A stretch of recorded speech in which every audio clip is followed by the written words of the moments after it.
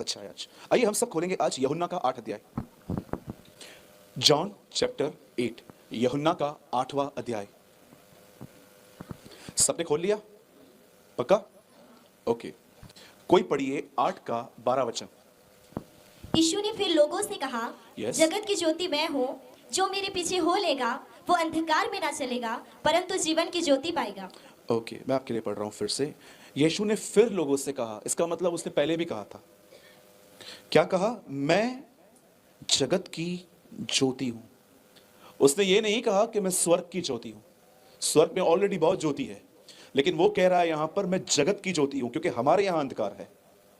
उसके बाद, जो मेरे पीछे हो लेगा वह अंधकार में न चलेगा, परंतु जीवन की ज्योति पाएगा। ठीक है? आइए, मैं चाहता हूं आप सब अपना बाइबल छोड़ दीजिए अभी, और आप सीधे बैठ के यहां पर देखिए, ताकि आप आज कुछ लर्न कर पाएं। और मेरी विनती है कि जब वचन चले तो आप में से कोई यहां वहां मूव ना हो, कोई उठे बैठे नहीं। प्लीज आप सब एक ही जगह पर बैठिए। मैं कोई लंबा मैसेज नहीं देने वाला हूं, छोटा सा संदेश है, लेकिन ये आपके लिए बहुत अच्छा है। ठीक है? और कृपया अपने मोबाइल्स और अपने मोबाइल साइलेंट या वाइब्रेशन मोड पे कर दीजिए। ठीक है? और ध्यान दीजिए, सुनिए। आज का वचन आपके ऊपर एक बहुत बड़ी जिम्मेदारी ले आएगा। मैं आपको बताना चाहता हूं, अगर परमेश्वर आपको जिम्मेदारी देगा तो परमेश्वर आपसे उम्मीद भी करेगा।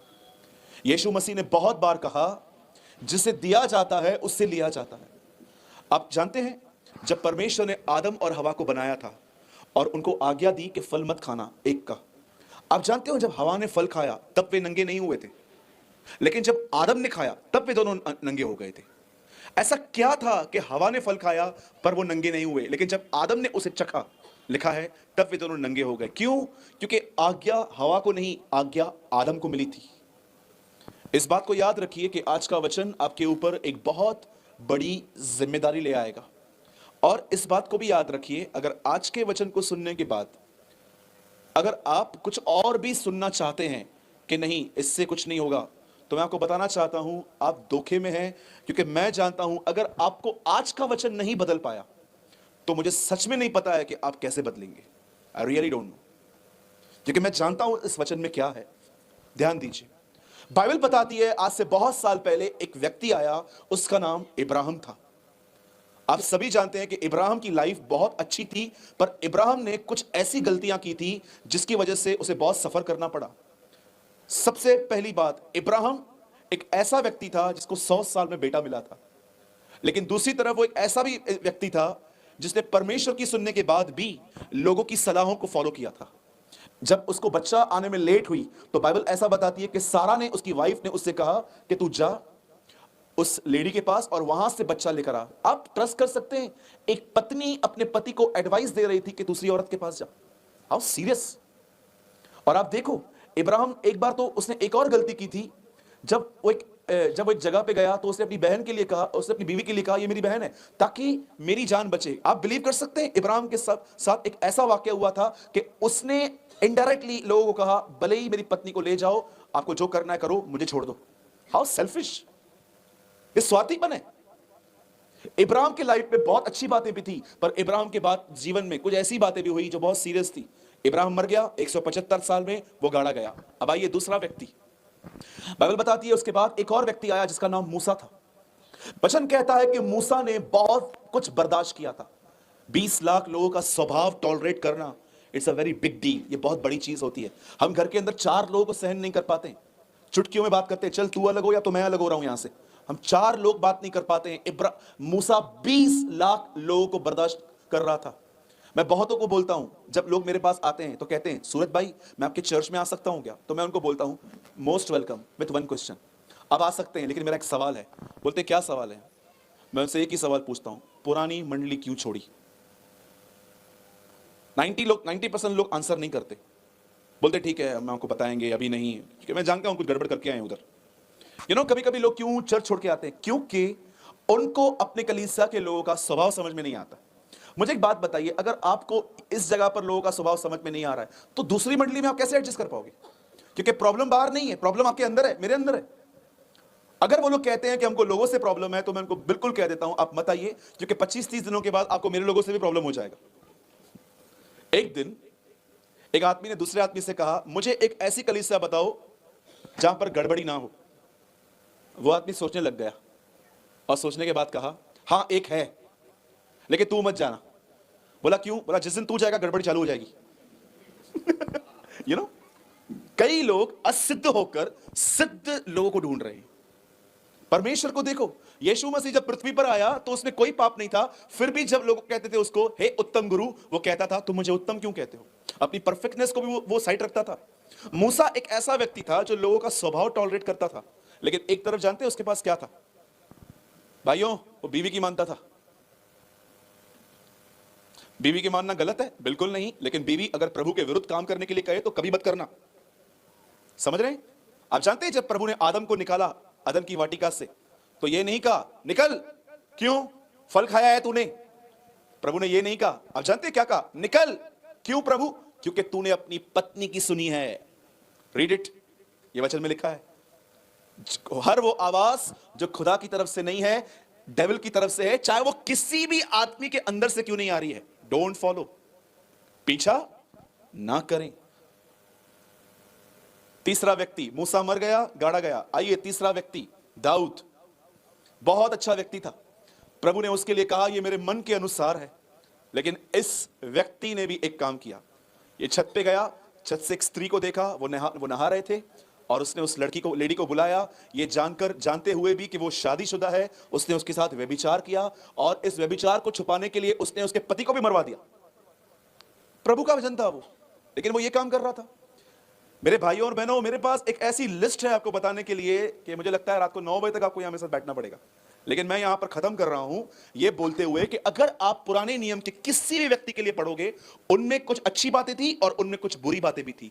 एक दो लोग ऐसे हैं जिनके लिए नहीं लिखा गया है कि उनमें बुराई थी, एक था यूसुफ और दूसरा था दानियल। इनकी कोई गलतियां नहीं लिखी हैं, लेकिन आप में से कितने लोगों ने वचन को पढ़ते समय इस बात को देखा? ये सभी जो लोग थे, ये किसी किसी जगह पे ये गलत थे, पर बहुत सारी जगहों पे ये सही भी थे, लेकिन इनमें से कोई भी व्यक्ति पुराने नियम में एक शब्द का प्रयोग नहीं कर पाया जो यीशु ने अपनी सेवकाइयों में किया। फिर से कहूं, पुराने नियम के अंदर जितने भी लोग आप पढ़ रहे हो, आप देखो उन्होंने एक शब्द का प्रयोग कभी नहीं किया जो यीशु अपनी सेवकाई में करने लग गया, और वो शब्द था मेरे पीछे हो लो। नेवर। पुराने नियम के हर व्यक्ति के लिए आप पढ़िए, उनमें कुछ बुराइयां थी, उनमें कुछ अच्छाइयां थी, पर याद रखना बाइबल का पहला व्यक्ति यीशु मसीह था जिसने लोगों को अपने पीछे चलने के लिए बुलाया। हम नहीं बोल सकते ये वर्ड, जानते हो क्यों? क्योंकि हम जानते हैं कि हम कभी कभी भटक जाते हैं, मसीह के अंदर रहकर भी मसीह में खो जाते हैं। मैं आपको बताना चाहता हूं यीशु मसीह अपनी सेवकाइयों में यह शब्द क्यों कह पाया, आपको पता है? क्योंकि न यीशु ने इब्राहिम की तरह झूठ बोले, न यीशु ने दाऊद की तरह व्यभिचार किया, न वो एलिया की तरह डरा, और न वो मूसा की तरह से अपना गुस्सा खो दिया। नो, वो एक सिद्ध, एक ऐसा एग्जाम्पल है जिसको आप में से हर व्यक्ति फॉलो कर सकता है। और आज उसके जीवन की एक बात यूहन्ना 8:12 में हमने पढ़ी, वो कहता है मेरे पीछे हो लो, मैं ज्योति हूं, अगर मेरे पीछे आओगे तो तुम कभी अंधकार में नहीं चलोगे। आप जानते हो इस पृथ्वी पर कितना अंधकार है? शायद आपको दिख रहा है कि मॉर्निंग 6 o'clock सूरज निकल रहा है, शाम को 6 तक ये वापस चला जाता है, पर मैं आपको फिर से कहना चाहता हूं, एक मसीही व्यक्ति कभी इस सूरज को देखकर नहीं कह सकता कि सुबह हुई है और रात हुई है। रोमियो की पत्री में लिखा गया है रात बहुत बीत गई है और देखो अब दिन निकलने पर है। आपके लिए और मेरे लिए सूर्य तब उदय होगा जब हम उसे बादलों पर आता हुआ देखेंगे। आप जानते हैं जब यीशु कहता है मेरे पीछे चलो, तब तुम अंधकार में चलने से बचे रहोगे। मैं आपको पूछना चाहता हूं, मेरे ख्याल से यहां पर बहुत ज्यादा क्राउड है आज, मुझे नहीं पता है पास्टर क्यों बोल रहे थे कि कम लोग हैं, बहुत ज्यादा हैं। मैं आपसे एक सवाल पूछना चाहता हूं, ध्यान दीजिएगा।